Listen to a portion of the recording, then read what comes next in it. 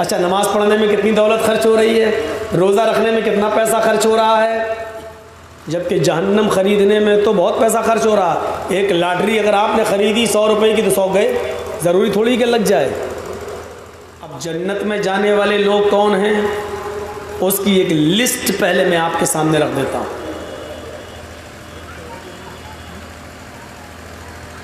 गिनिए, पहला शख्स जन्नत में कौन जाएगा, और देखिए इसमें हमें कितना रुपया खर्च करना पड़ रहा है। जन्नत को हासिल करने के लिए कितने रुपए की ज़रूरत पड़ रही है, जबकि हम जहन्नम तो लाखों करोड़ों रुपया खर्च करके ख़रीद रहे हैं, जबकि जन्नत में जाने के लिए कोई पैसा नहीं। पहला लफ्ज़ देखिए, पहली हदीस देखिए, मन क़ाल ला इलाहा इल्लल्लाहु दखलल जन्नह, जिसने कहा ला इलाहा इल्लल्लाह वो जन्नत के अंदर दाखिल होगा। हम और आप मुसलमान हैं, ईमानदारी के साथ बताइए ला इलाहा इल्लल्लाह कहने में कितनी दौलत खर्च हो रही है और कितना रुपया खर्च हो रहा है। जिसने इस बात का इकरार किया कि अल्लाह के अलावा कोई माबूद नहीं, दखलल जन्नह वो जन्नत में जाएगा। हाँ, लेकिन शर्तें हैं उसके साथ, वरना ला इलाहा इल्लल्लाह तो महात्मा गांधी भी कहता था, और आज भी बहुत से सियासी लीडरान नेता लोग दूसरे धर्म के जो होते हैं वो आपके स्टेज पर कभी आते हैं तो आपका वोट लेने के लिए वो टोपी भी लगा लेते हैं, नमाज मस्जिद में भी चले जाएंगे और रोज़ा इफ्तार भी कर लेंगे आपके साथ, और आपके मंच पर आकर कुरान की आयतें भी सुना देंगे और ला इलाहा इल्लल्लाह भी पढ़ लेंगे।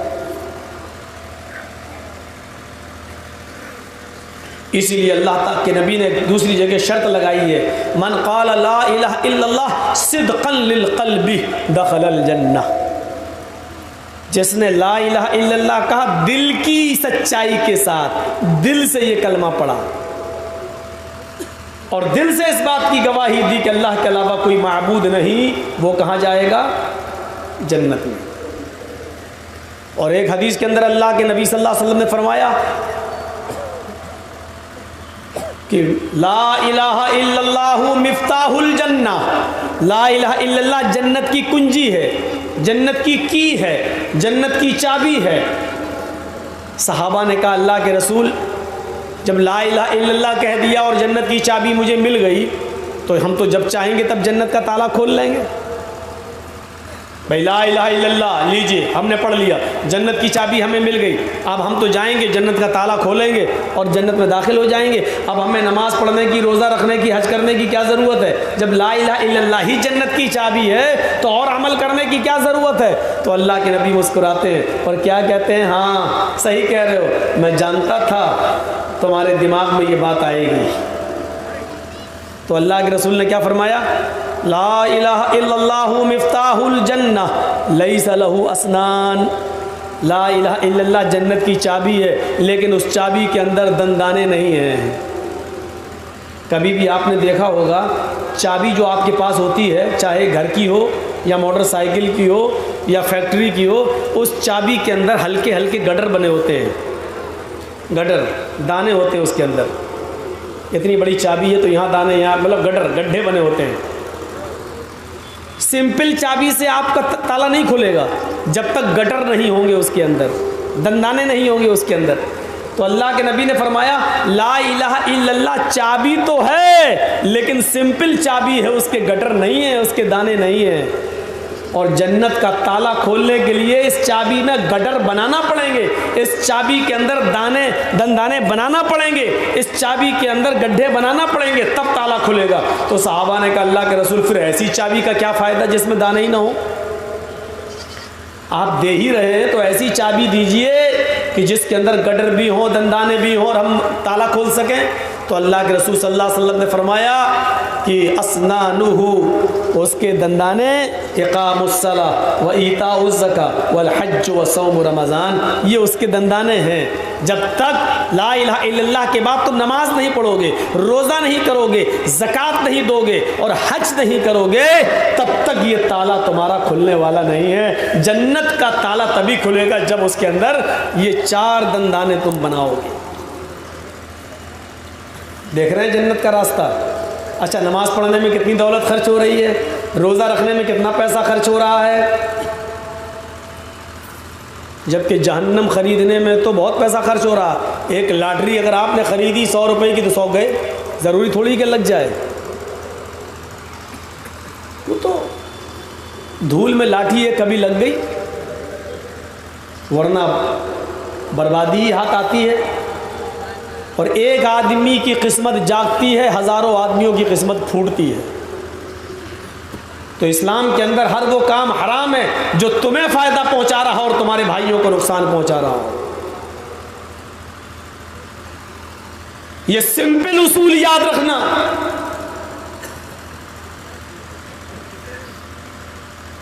सिंपल उसूल।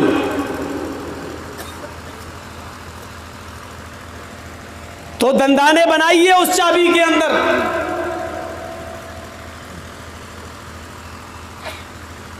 एक और हदीस सुनाता हूं, जन्नत में जाने वाला आदमी, मम्माता ला युशरिक बिल्लाहि शैअन दखलल जन्नह।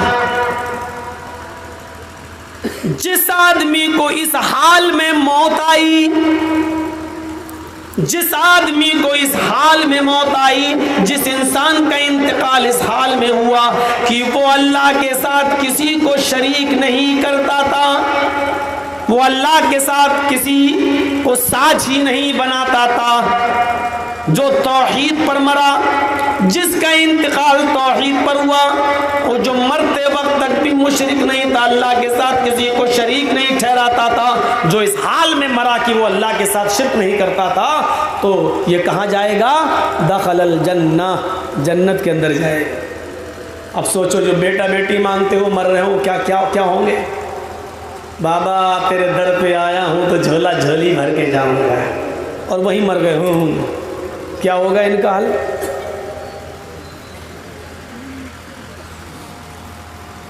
जो इस हाल में मरा कि वो अल्लाह के साथ किसी को शरीक नहीं करता था और उसकी मौत इस हाल में हुई, तो अल्लाह के रसूल क्या फरमाते हैं कि वो कहाँ जा रहा है? जन्नत के अंदर दाखिल होगा।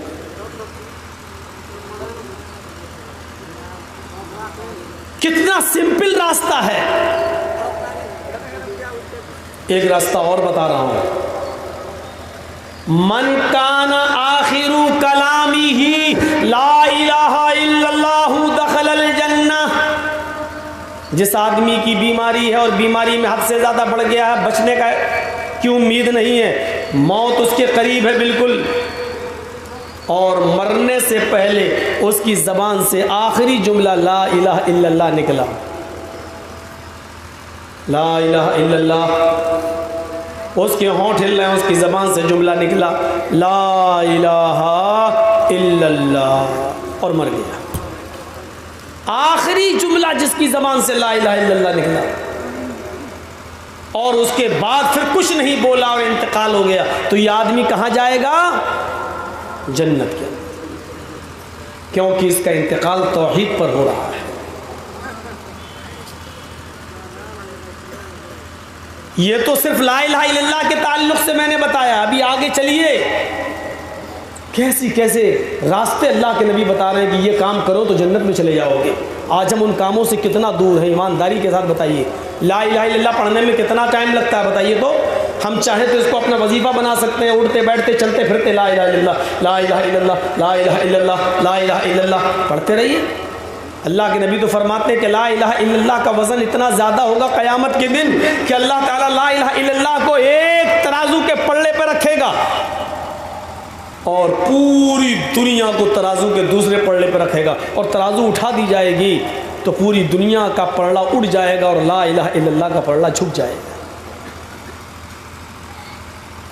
इतना वज़न है जिसका, आज हम उससे दूर हैं। आइए एक हदीस सुनाता हूँ, बुखारी शरीफ की है।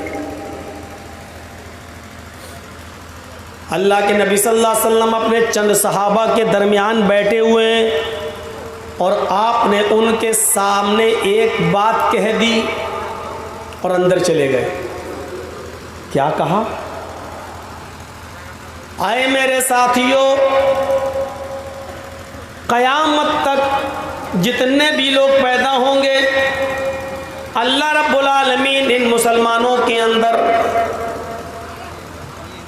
क़यामत के दिन इन लोगों में से 70,000 लोग ऐसे होंगे। 70,000 गिनती याद रखना। देखिए इस वक्त रात का 1:40 हो रहा है। ऐसा ना हो कि मैं बोलूं कि ब्याज हराम है, मैं बोलूं ब्याज हराम है और आप समझें कि मौलाना ने कह दिया प्याज हराम है। ये नींद का वक्त है, इसलिए मैं जो बोल रहा हूं सही से सुनिएगा। अल्लाह के नबी फरमाते हैं क़यामत के दिन अल्लाह ताला मेरी उम्मत मोहम्मदिया के अंदर से 70,000 लोगों को बगैर हिसाब व किताब की जन्नत में दाखिल करेगा। इनसे कोई हिसाब किताब नहीं होगा। कितने लोग? 70,000। ये कहकर अल्लाह के नबी अपने हुजरे में चले गए, हुजरे आयशा में। अब सहाबाए किराम के दरमियान बड़ी चेमे गोइयाँ होने लगी। आपस में लोग कहने लगे पता नहीं कौन होगा 70,000। 70,000 में हम होंगे कि नहीं होंगे, हम जन्नत में जाएंगे या नहीं जाएंगे। क़यामत तक तो पता नहीं कितने लाख करोड़ लोग पैदा हो जाएंगे, उनमें हमारा शुमार होगा कि नहीं होगा। और वो कौन लोग होंगे?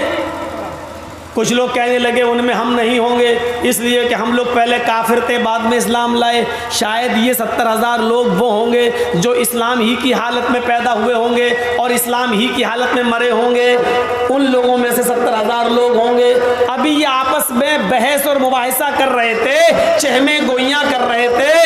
इतने में अल्लाह के रसूल बाहर निकले, हुजरे से मस्जिद के अंदर आए और आपने फरमाया शायद आप लोग कंफ्यूज हो गए हो, शक में पड़ गए हो कि 70,000 लोग कौन होंगे जो जन्नत के अंदर बगैर हिसाब व किताब के जाएंगे। साहबा ने कहा अल्लाह के रसूल हमें ज़रा बताइए, तो इशारा तो कीजिए, अगर हम नहीं हैं तो वैसा बनने की कोशिश करेंगे। तो अल्लाह के नबी ने फरमाया ये 70,000 लोग जो जन्नत के अंदर जाएंगे। सुनो नौजवानों, क्या ये 4 चीज़ें हमारे अंदर पाई जा रही हैं? अल्लाह के नबी फरमाते हैं कि 70,000 लोग जो जन्नत में जाएंगे वो मेरी उम्मत के कौन होंगे? पहला, ला यततय्यरून,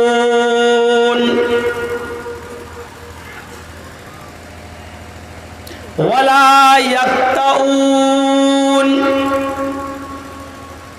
वला यस्तरकून, वअला रब्बिहिम यतवक्कलून। ये 4 किस्म के लोग बताए हैं जो बगैर हिसाब व किताब के जन्नत के अंदर दाखिल होंगे। पहला, ला यततय्यरून, जो बदशगुनी नहीं लेते होंगे, जो बदशगुनी नहीं लेते होंगे। बदशगुनी जानते हो? आज कौन सा दिन है? शनिचर। हमने कोई काम किया शनिचर के दिन, वो बिगड़ गया, लाखों का नुकसान हो गया। फिर इतवार, सोमवार, मंगल, बुध, जुमरात जो बहुत अच्छा काम चला, फिर लाखों का फ़ायदा हुआ। फिर शनिचर आया दूसरा, फिर मेरा लाखों का नुकसान हो गया। क्या बात है, पहले भी शनिचर को नुकसान हुआ था, आज भी शनिचर को नुकसान हो गया। फिर हमने काम करना शुरू किया, फिर इतवार से लेकर जुमे तक फिर बहुत अच्छा काम चला, बहुत फ़ायदा हुआ। फिर शनिचर का दिन आया, फिर नुकसान हो गया हमारे, फिर लाखों का। ये तीसरा शनिचर है, मेरा नुकसान हो गया। ये शनिचर का दिन बड़ा मनहूस दिन है, ये सैटरडे बड़ा ख़राब दिन है, ये हमें लगता ही नहीं है, ये हमें फ़ायदा नहीं पहुंचाता है। ये जब भी आता है हमारे कारोबार में नुकसान। अब हम शनिचर के दिन काम ही नहीं करेंगे, हफ्ते में एक दिन छुट्टी बना ली, शनिचर के दिन हम कारोबार नहीं करेंगे। क्यों? लाखों का नुकसान हो जाता है। शनिचर का दिन मनहूस दिन है। अब हमने शनिचर के दिन से फाल ले लिया। क्या कहा? बदशगुनी। शनिचर का दिन बुरा दिन है, हम काम नहीं करेंगे। ये है बदशगुनी।